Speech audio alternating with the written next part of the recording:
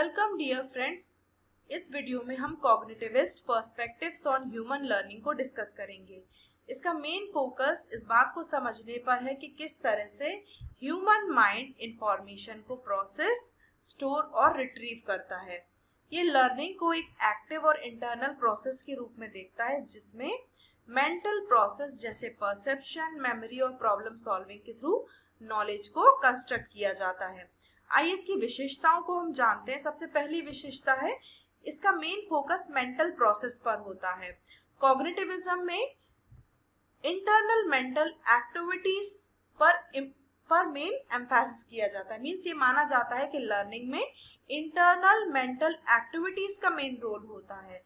Next है learning एक information processing की तरह है और माइंड को एक प्रोसेसर के रूप में देखा जाता है जो इंफॉर्मेशन को एनकोड, स्टोर और रिट्रीव करता है। नेक्स्ट है active participants. Learners learning process में एक्टिव पार्टिसिपेंट्स होते हैं जो एंगेजमेंट और रिफ्लेक्शन के थ्रू अपने नॉलेज को खुद कंस्ट्रक्ट करते हैं। मींस जितना वे टीचिंग लर्निंग प्रोसेस से जुड़े रहेंगे और उसके बारे में गहराई से सोचेंगे, उतना ज्यादा वो सीखेंगे। नेक्स्ट विशेषता है role of prior knowledge. Previous knowledge के बेसिस पर न्यू इंफॉर्मेशन को हम समझते हैं। आइए इसके फाउंडिंग थियरीज को हम जानते हैं। पहली है Piaget's theory of cognitive development, next Vygotsky social cultural theory, information processing theory और ब्रूनर्स कंस्ट्रक्टिविस्ट थियरी। सबसे पहले हम Piaget's theory of cognitive development को डिस्कस करेंगे। जीन पियाजे ने इस बात पर जोर दिया कि लर्निंग स्टेजेस में होती है और नॉलेज कंस्ट्रक्शन में एनवायरनमेंट का एक इम्पॉर्टेंट रोल होता है। मीन जितना एनवायरनमेंट से इंटरेक्शन होगा उतना हमारा ज्ञान का निर्माण अच्छा होगा। इसके तीन मेन की कॉन्सेप्ट्स है। पहला है स्कीमा।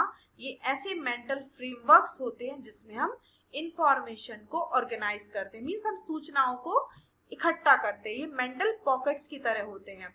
नेक्स्ट की कॉन्सेप्ट है एसिमिलेशन।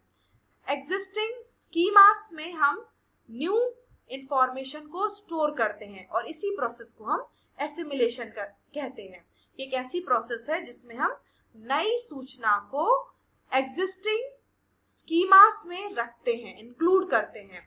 नेक्स्ट है एकोमोडेशन। इसमें हम एग्जिस्टिंग स्कीमास में कुछ चेंज करते हैं ताकि हम जो न्यू इंफॉर्मेशन है उसको इंक्लूड कर सके। इसमें हम स्कीमास में चेंज भी करते हैं। अब पियाजे के अकॉर्डिंग डेवलपमेंट के 4 स्टेजेस है। मींस मेंटल डेवलपमेंट या कॉग्निटिव डेवलपमेंट के 4 स्टेजेस हैं। सबसे पहली स्टेज है सेंसरी मोटर स्टेज। ये 0 to 2 इयर्स के बीच में होती है। इसमें हम सेंसरी एक्सपीरियंसेस और एक्शन के थ्रू सीखते हैं।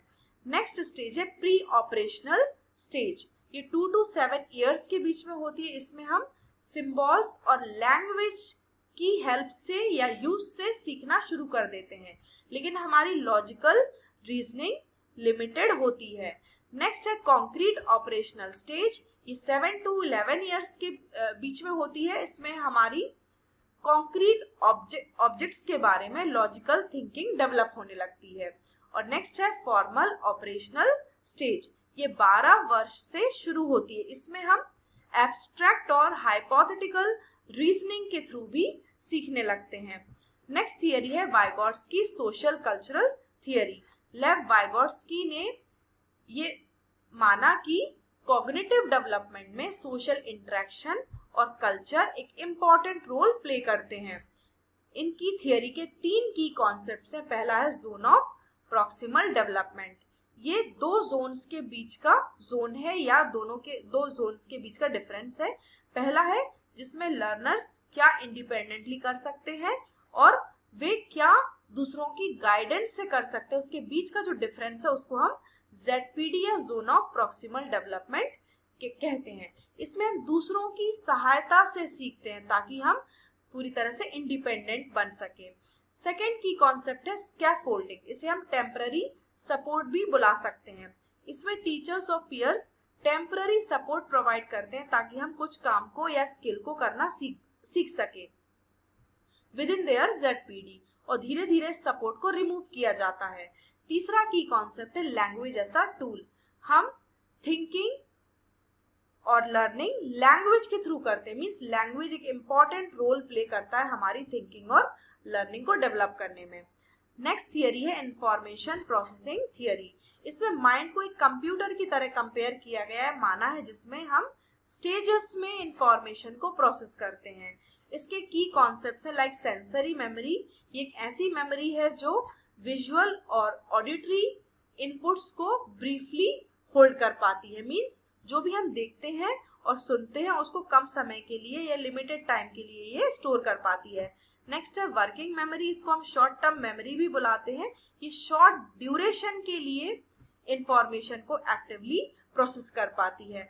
नेक्स्ट है लॉन्ग टर्म मेमोरी। इसमें एक्सटेंडेड पीरियड में हम या एक्सटेंडेड पीरियड के लिए हम नॉलेज को स्टोर कर पाते हैं। नेक्स्ट है कॉग्निटिव लोड। ये मेंटल एफर्ट्स का अमाउंट है जो किसी इंफॉर्मेशन को प्रोसेस करने के लिए रिक्वायर्ड होता है, मीन्स हम किसी सूचना को किस तरह से समझते हैं और उसमें हमें कितनी मानसिक प्रयास की जरूरत है, उसे हम कॉग्निटिव लोड कहेंगे। नेक्स्ट है अटेंशन। इसे हम फोकस भी बोल सकते हैं। ये सेंसरी मेमोरी से वर्किंग मेमोरी में इंफॉर्मेशन को ट्रांसफर करने के लिए जो अटेंशन की जरूरत होती है वो भी इस थियरी का एक इम्पॉर्टेंट की कॉन्सेप्ट है। नेक्स्ट है ब्रूनर्स कंस्ट्रक्टिविस्ट थियरी। ब्रूनर का मेन एम्फेसिस था डिस्कवरी लर्निंग पर और नॉलेज कंस्ट्रक्शन में लर्नर के एक्टिव रोल पर। इनके की कॉन्सेप्ट्स हैं डिस्कवरी लर्निंग। लर्नर्स एक्सप्लोरेशन या खोज और प्रॉब्लम सॉल्विंग के थ्रू अपनी समझ का विकास करते हैं। सेकेंड है spiral curriculum. Over a period of time हम कॉन्सेप्ट्स को रिविजिट करते हैं और गहराई से समझते हैं। और मोड्स ऑफ रिप्रेजेंटेशन मींस हम नॉलेज को 3 तरह से रिप्रेजेंट करते हैं। पहला है इनएक्टिव एक्शन के थ्रू, आइकॉनिक इमेजेस के थ्रू और सिंबॉलिक एक्टिव या एब्स्ट्रैक्ट सिंबल्स के थ्रू हम नॉलेज को रिप्रेजेंट करते हैं। आइए इनके प्रिंसिपल्स को हम जानते हैं। कॉग्निटिविस्ट लर्निंग के कुछ सिद्धांत हैं, जिसमें पहला सिद्धांत है लर्नर्स एक्टिव पार्टिसिपेंट होते हैं। They are not just passive recipients but they actively engage with and construct knowledge. Second principle है लर्निंग इज कंटेक्चुअल। हम विभिन्न परिप्रेक्ष्यों में और प्रीवियस नॉलेज या एक्सपीरियंस के थ्रू हम हमारे ज्ञान का निर्माण करते हैं। नेक्स्ट है रोल ऑफ फीडबैक। जितना हमें टाइमली और स्पेसिफिक फीडबैक मिलेगा उतना हम लर्निंग में एडजस्टमेंट ला पाएंगे। मीन्स हमें लर्नर्स को गाइड करना चाहिए ताकि वे लर्निंग में या अंडरस्टैंडिंग में एडजस्टमेंट ला सके। नेक्स्ट प्रिंसिपल है इम्पोर्टेंस ऑफ मेटाकॉग्निशन। हमारी लर्निंग तभी इम्प्रूव होती है जब हमारी थॉट प्रोसेस के बारे में हम गहराई से सोचते हैं और उसको हम मैनेज करते हैं। मीन्स हमें हमारे सीखने के तरीके पर एम्फेसिस करना चाहिए, उसके बारे में हमें सोचना चाहिए। अब हम कॉग्निटिविज्म के एप्लीकेशन के बारे में डिस्कस करते हैं। हमें लर्निंग में या एजुकेशन में स्कैफोल्डिंग का यूज करना चाहिए। लर्नर्स को जब उन्हें जरूरत है ग्रेजुअल सपोर्ट प्रोवाइड करना चाहिए और धीरे धीरे उस सपोर्ट को रिमूव करना चाहिए ताकि वो इंडिपेंडेंट बन सके। नेक्स्ट है इंफॉर्मेशन को ऑर्गेनाइज करने के लिए हमें चार्ट, डायग्राम या कॉन्सेप्ट मैप का यूज करना चाहिए। नेक्स्ट है एक्टिव लर्निंग। हमें क्लास में group discussions, problem solving activities और हैंड्स ऑन एक्सपेरिमेंट्स कराने चाहिए। नेक्स्ट है encouraging reflection.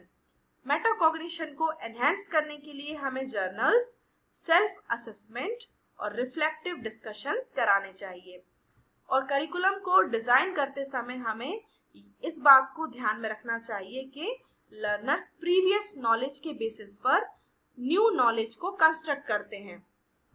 They build their learning on prior knowledge by connecting new concepts to existing schemas। और हमें स्पाइरल करिकुलम का यूज करना चाहिए ताकि over a period of time उनकी अंडरस्टैंडिंग रीइंफोर्स और एक्सपैंड हो सके। और असेसमेंट टेक्निक्स में हमें फोकस करना चाहिए, focus on understanding and application rather than rote memorisation. Rote memorisation की बजाय हमें अंडरस्टैंडिंग और एप्लीकेशन पर फोकस करना चाहिए हमें। We should include open-ended questions, projects and real-world problem-solving tasks. हमें open-ended questions, projects और real-world problem-solving tasks का यूज करना चाहिए। अब हम इसकी स्ट्रेंथ्स और लिमिटेशंस को जानते हैं। कॉग्निटिविज्म में अंडरस्टैंडिंग पर फोकस किया जाता है और इंडिविजुअल डिफरेंसेस को एक्नॉलेज किया जाता है और इसका एप्लीकेशन कंटेक्स्ट के अक्रॉस है, means it is effective in both classroom and real world learning scenarios. इसके लिमिटेशंस है, मीन्स इसमें इमोशनल और सोशल एस्पेक्ट्स को निग्लेक्ट किया है और ये एब्स्ट्रैक्ट नेचर की अप्रोच है। नेक्स्ट है इट रिक्वायर्स एक्टिव पार्टिसिपेशन।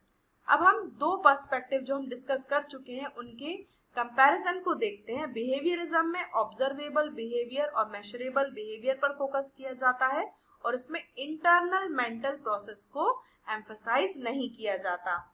और कंस्ट्रक्टिविज्म में this is build on cognitivism, लेकिन इसमें mainly role of learner in actively constructing their knowledge within specific context को हाईलाइट किया जाता है। सो फ्रेंड्स, इस वीडियो में हमने कॉग्निटिविस्ट पर्सपेक्टिव पर चर्चा की। Thank you so much.